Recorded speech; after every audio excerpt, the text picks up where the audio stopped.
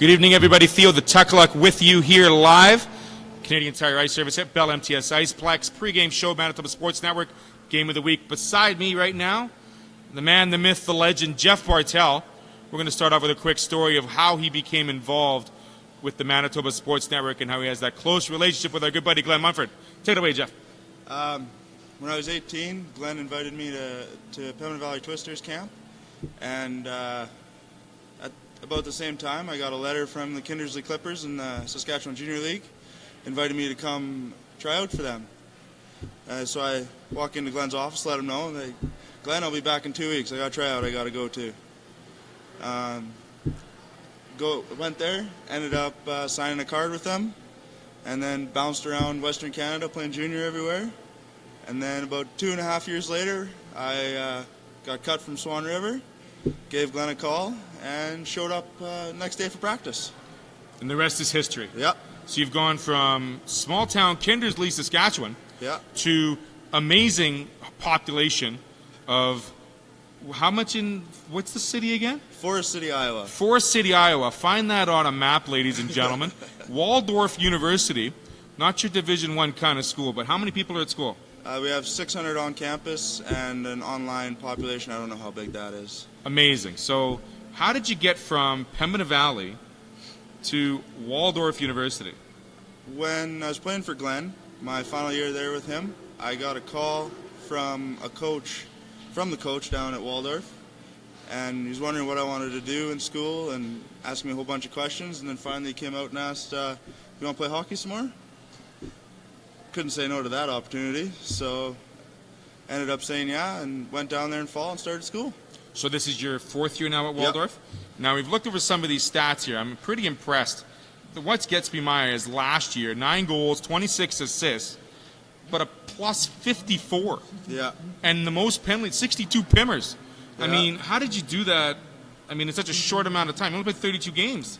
Yeah, we halfway through the year, we were down to 4 defensemen due to injuries. Okay. So I had lots of ice time, got lots of opportunities, both sides of the puck, and it just fell into place for me. So when you have 4 defensemen on a hockey team, it's pretty much playing every second shift. Yeah. I loved when there was only 4. I was a defenseman as well, so 4 defensemen in that game, I was set to go. I was more happier than not. So would you consider what would be your prowess on the ice? Would it be the offensive side, the defensive side? What's the favorite part of the game for you, Jeff? For me, it'd be the defensive side. I like playing physical. I like being mean, taking care of my own end, moving the puck up. So you don't jingle the bells too much, but you pin them to the wall and let the ambulance sort them out, so to speak, right? Yeah, exactly. Right on. So is there a hospital close by? Yeah. Okay, so that's okay. So players, you're safe. You're okay. We're halfway through the season this year, your final season. You're graduating this year with which degree? I'm double majoring in business and sport management. So we understand that not only is the athletics important, but the academic side is just as important. Tell those players out there why it's so important to be the student athlete now more than ever. There's very few jobs available for hockey players coming up.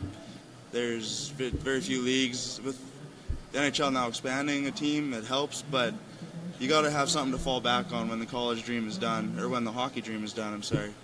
And the hockey dream, it ends eventually for all of us. We all know that all roads lead to beer league, so you got to have something that you can fall back on and do outside of hockey as well. No doubt. I mean, beer league was great. Loved it. I'm a little bit older. Now I've graduated, put my skates up for coaching only, so let's just say this real quick.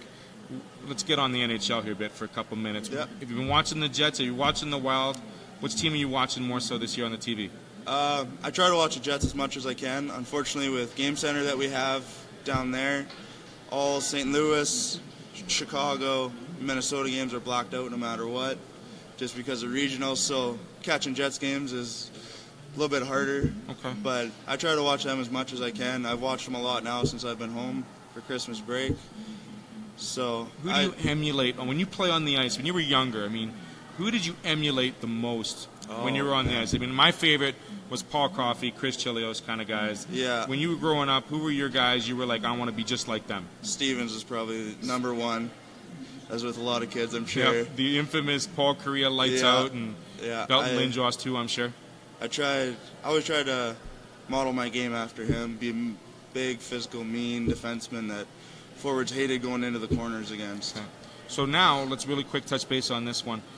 Your on-ice performance is great. How do you develop your on-ice performance with your off-ice conditioning? And what's your regimen like leading up to game time for the end of the week?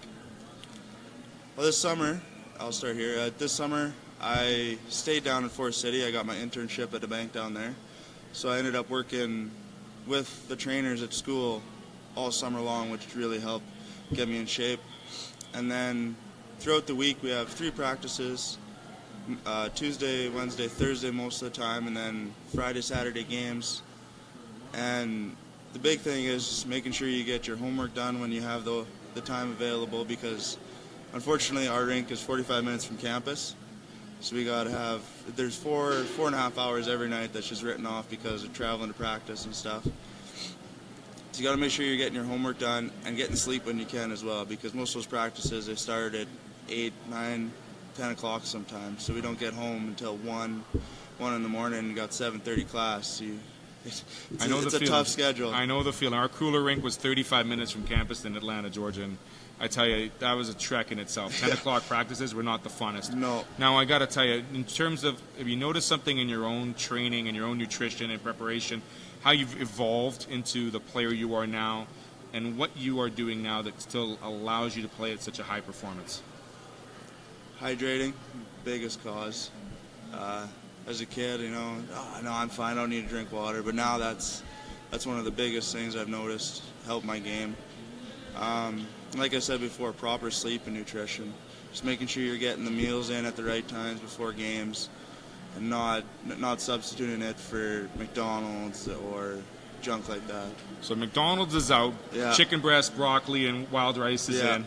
Obviously, it's Christmas break. We've got the Christmas holidays. What's your favorite Christmas dinner thing going on?